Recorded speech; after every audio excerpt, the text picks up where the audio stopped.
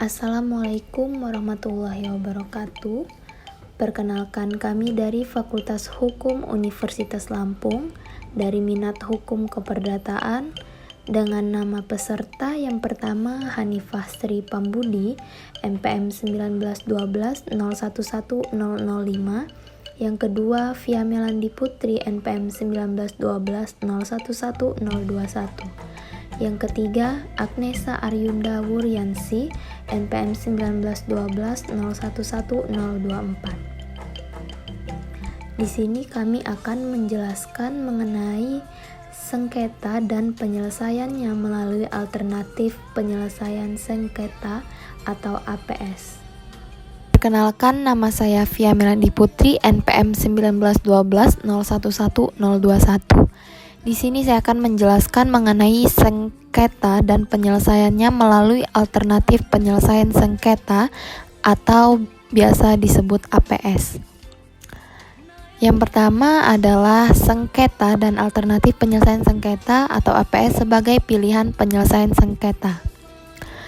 Jadi sebelumnya saya akan membahas mengenai konsep sengketanya sendiri, yaitu merupakan pertentangan atau konflik yang terjadi antara individu atau kelompok-kelompok yang mempunyai hubungan atau kepentingan yang sama atas objek kepemilikan yang menimbulkan akibat hukum antara satu dengan yang lain.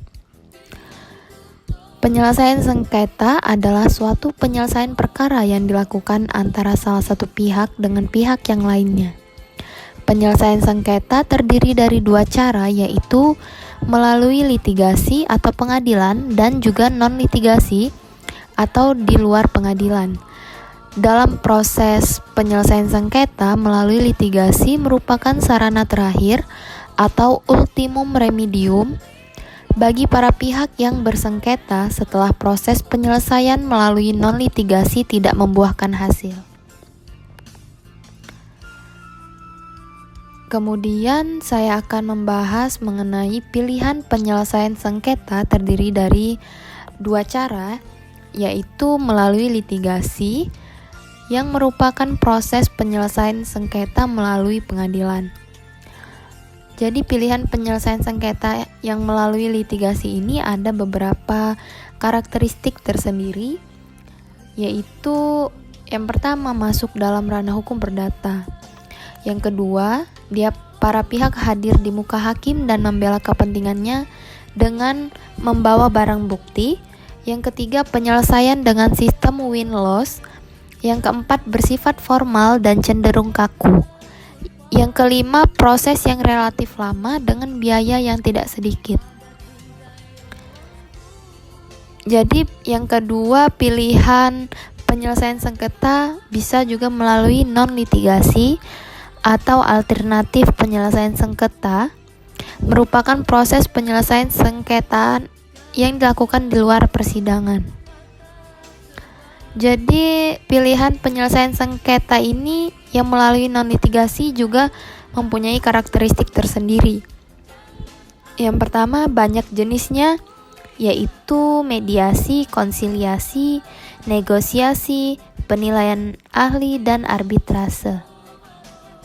Yang kedua, diatur dalam Undang-Undang Nomor 30 Tahun 1999 tentang alternatif penyelesaian sengketa dan arbitrase. Yang keempat, menjunjung tinggi kerahasiaan dari publik, bekerja secara cepat dan efisien.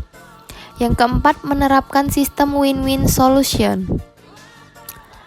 Kemudian, materi yang kedua akan saya jelaskan adalah sengketa yang dapat diselesaikan melalui alternatif penyelesaian sengketa atau APS adalah sengketa atau beda pendapat di bidang perdata dan para pihak yang bersengketa memiliki iktikat baik secara bersama-sama untuk mengesampingkan penyelesaian melalui pengadilan. Tujuannya adalah untuk mencapai kesepakatan dalam bentuk perdamaian. Tetapi tidak semua sengketa dapat diselesaikan melalui arbitrase, melainkan hanya sengketa mengenai hak yang menurut hukum dikuasai sepenuhnya oleh para pihak yang bersengketa atas dasar kata sepakat mereka. Hal ini dimaksudkan untuk menjaga jangan sampai penyelesaian sengketa melalui arbitrase menjadi berlarut-larut. Contoh sengketa perdata yang biasanya masih mungkin untuk diselesaikan melalui mekanisme alternatif penyelesaian sengketa atau APS, yaitu sengketa jual beli, simpan pinjam, pembagian harta dalam keluarga, perselisihan harta bersama setelah perceraian, dan lain-lain. Kemudian di sini saya juga akan menjelaskan mengenai pengertian alternatif penyelesaian sengketa atau APS secara umum dan berdasarkan ketentuan Undang-Undang Nomor 30 Tahun 1999. Jadi alternatif penyelesaian sengketa atau APS ini juga disebut Alternative Dispute Resolution atau ADR, termasuk arbitrase secara umum adalah sekumpulan prosedur atau mekanisme yang berfungsi memberi alternatif atau pilihan tata cara penyelesaian sengketa agar memperoleh keputusan yang final yang mengikat para pihak. Alternatif penyelesaian sengketa berdasarkan Undang-Undang Nomor 30 Tahun 1999, Pasal 1 Angka 10, adalah lembaga penyelesaian sengketa atau beda pendapat melalui prosedur yang disepakati para pihak, yakni penyelesaian di luar pengadilan dengan cara konsultasi, negosiasi, mediasi, konsiliasi atau penilaian ahli, dan lain-lain. Dengan begitu, dapat ditarik unsur-unsur alternatif penyelesaian sengketa atau APS, yaitu yang pertama, lembaga penyelesaian sengketa atau beda pendapat. Yang kedua, melalui prosedur yang disepakati para pihak. Yang ketiga, merupakan penyelesaian sengketa di luar pengadilan.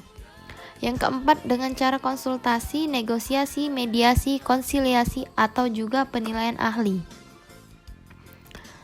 Bentuk alternatif penyelesaian sengketa atau APS dalam Undang-Undang Nomor 30 Tahun 1999 tentang arbitrase dan alternatif penyelesaian sengketa adalah konsultasi, negosiasi, mediasi, konsiliasi, atau penilaian ahli. Berikut pengertian umum dari bentuk-bentuk alternatif penyelesaian sengketa atau APS dalam Undang-Undang Arbitrase dan Alternatif Penyelesaian Sengketa. Yang pertama terdiri dari negosiasi. Pasal 6 ayat 2.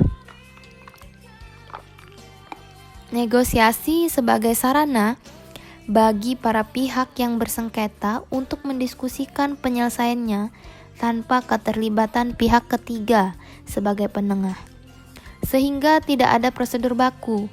Akan tetapi prosedur dan mekanismenya itu diserahkan kepada kesepakatan para pihak yang bersengketa tersebut dalam jangka waktu 14 hari dan hasilnya dituangkan dalam bentuk kesepakatan tertulis.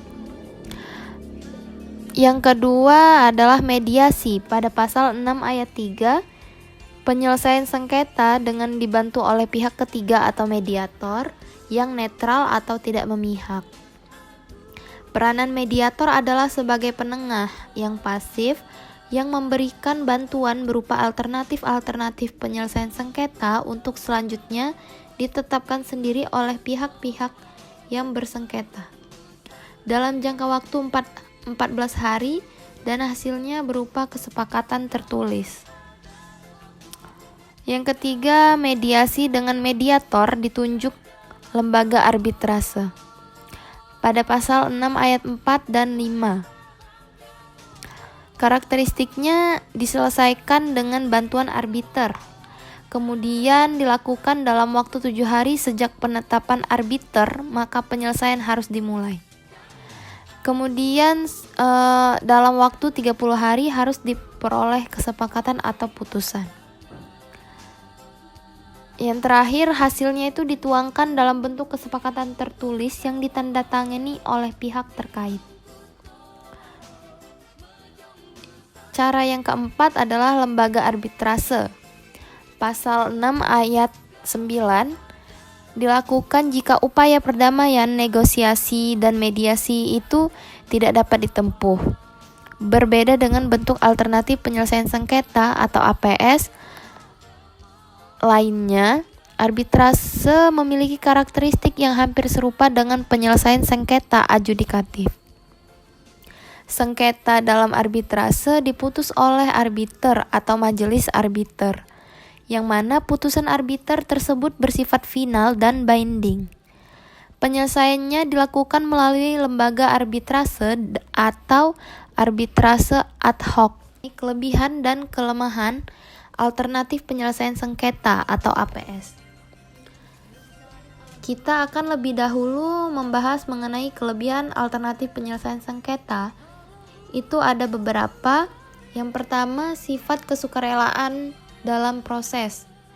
Yang kedua, prosedurnya cepat. Yang ketiga, putusannya bersifat non-judicial. Yang keempat, bersifat rahasia. Yang kelima, fleksibilitas dalam penentuan syarat penyelesaian. Yang keenam, hemat waktu dan biaya. Yang ketujuh, tinggi kemungkinan untuk melaksanakan kesepakatan. Yang kedelapan, pemeliharaan hubungan baik antara para pihak. Yang kesembilan, lebih mudah memperkirakan hasilnya. Selanjutnya, keputusan itu bertahan sepanjang waktu. Jadi itulah kelebihan dari alternatif penyelesaian sengketa. Selanjutnya, ada juga kelemahan alternatif penyelesaian sengketa tersebut. Yang pertama, keefektifan alternatif penyelesaian sengketa masih dipertanyakan. Yang kedua itu di beberapa negara alternatif penyelesaian sengketa merupakan syarat berperkara atau dapat menghilangkan sifat sukarela para pihak. Yang ketiga, tidak semua kasus dapat diselesaikan melalui alternatif penyelesaian sengketa atau APS.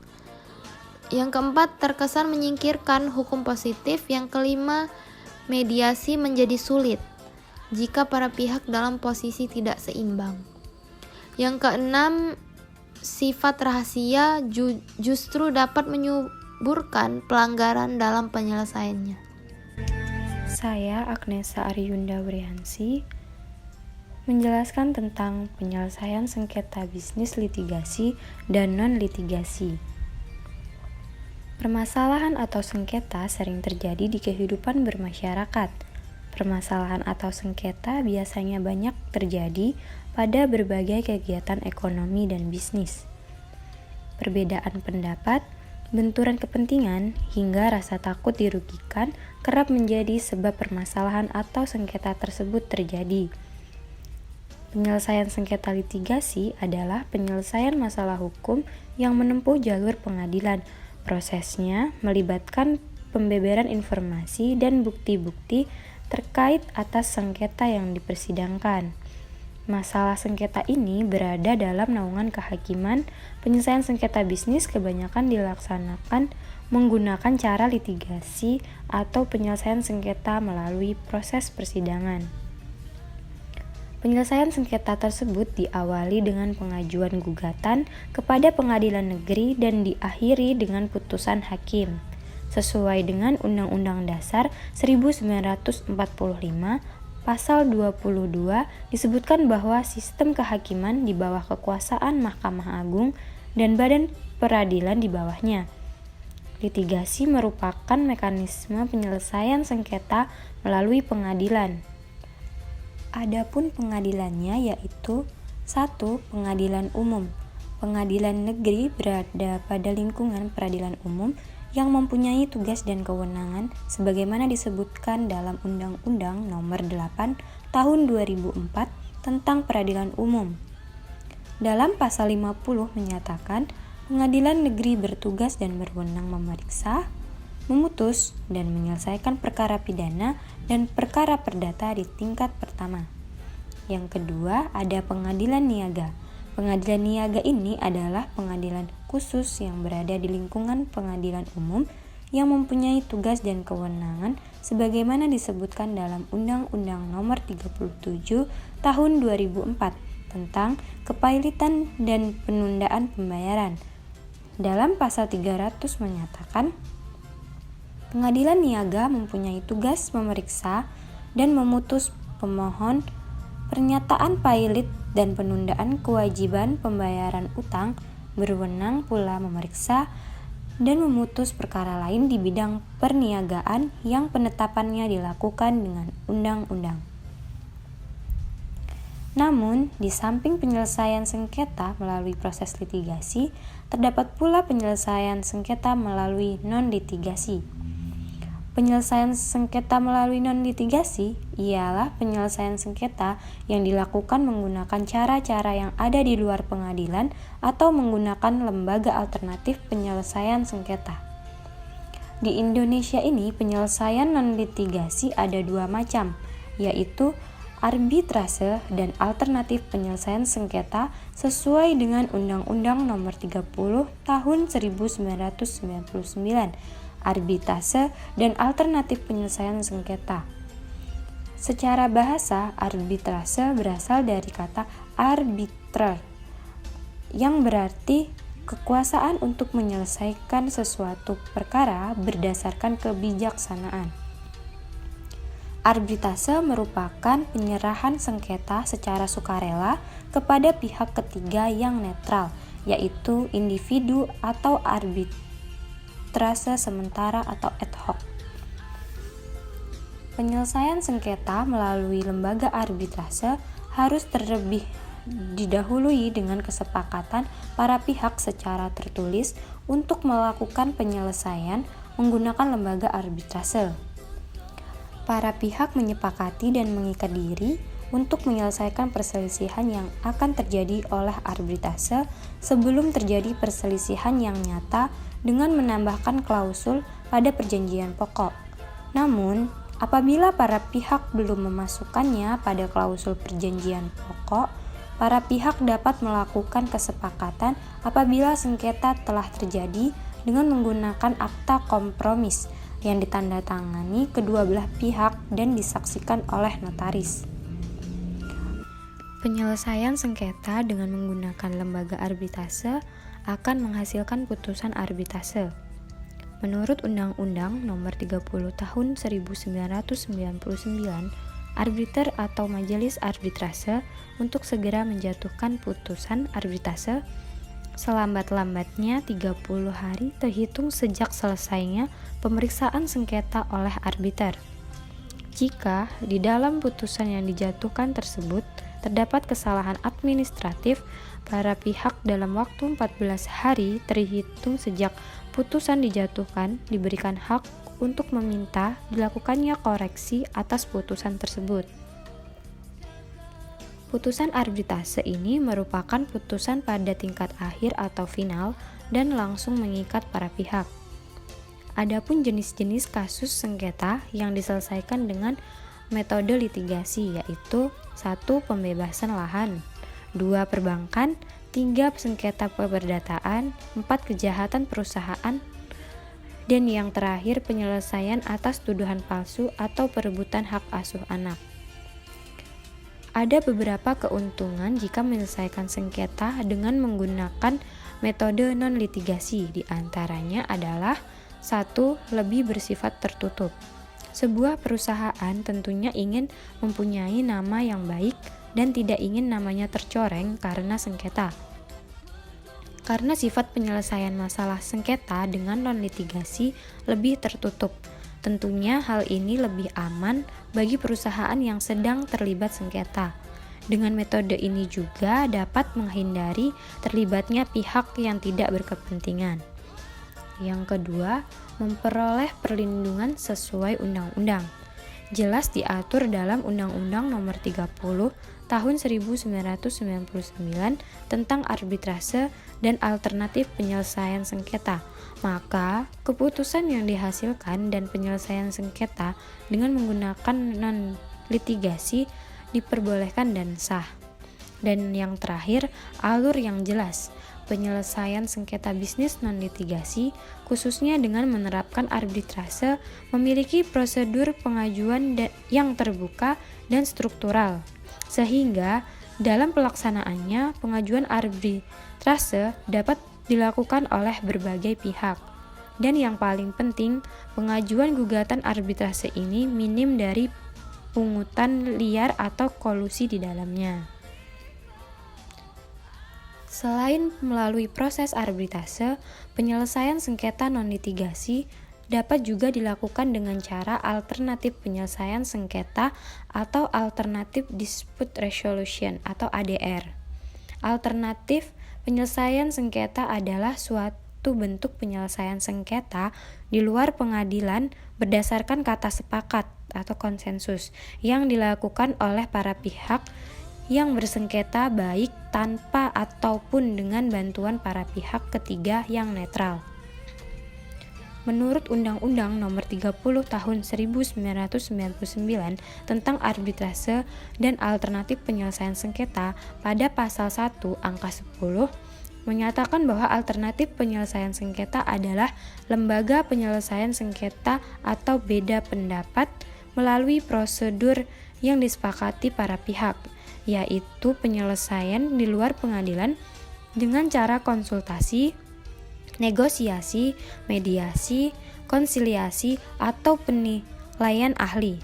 Penyelesaian sengketa melalui ADR mempunyai keunggulan-keunggulan dibandingkan dengan penyelesaian sengketa melalui litigasi. Di antaranya ialah adanya sifat kesukarelaan dalam proses karena tidak ada unsur pemaksaan. Prosedur yang cepat, keputusannya bersifat non-yudisial, prosedur rahasia, fleksibel dalam menentukan syarat-syarat penyelesaian masalah, hemat waktu dan hemat biaya, tingginya kemungkinan untuk melaksanakan kesepakatan dan pemeliharaan hubungan kerja.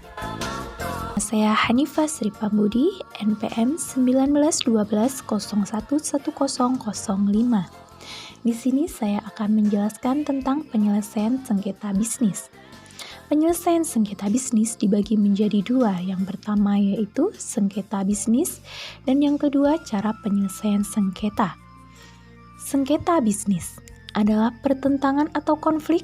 Konflik berarti adanya perbedaan pendapat, penafsiran maupun pertentangan antara orang-orang atau para pihak terhadap satu objek perselisihan atas suatu objek kepemilikan yang menimbulkan akibat hukum antara satu dengan yang lainnya. Pengertian sengketa menurut para ahli. Yang pertama yaitu sengketa menurut Saliman. Sengketa adalah perilaku pertentangan antara dua orang atau lebih yang dapat menimbulkan suatu akibat hukum dan karenanya dapat diberikan sanksi hukum bagi salah satu pihak yang telah melanggar. Yang kedua yaitu menurut Maxwell Fulton. A commercial dispute is one which arises during the course of the exchange of transaction. Process is central to market economy. Sengketa yang timbul di antara para pihak yang terlibat dalam kegiatan bisnis atau perdagangan disebut sengketa bisnis. Yang kedua yaitu Bambang Sutioso pada tahun 2006. Dalam praktik sengketa bisnis dapat berupa sengketa. Yang pertama yaitu sengketa perniagaan, yang kedua sengketa perbankan, yang ketiga sengketa keuangan, keempat sengketa investasi, yang kelima sengketa perindustrian, yang keenam sengketa hak kekayaan intelektual, yang ketujuh sengketa konsumen, 8 sengketa kontrak, 9 sengketa pekerjaan, 10 sengketa ketenagakerjaan atau perburuhan, 11 sengketa perusahaan, 12 sengketa hak, 13 sengketa properti, dan 14 sengketa pembangunan konstruksi.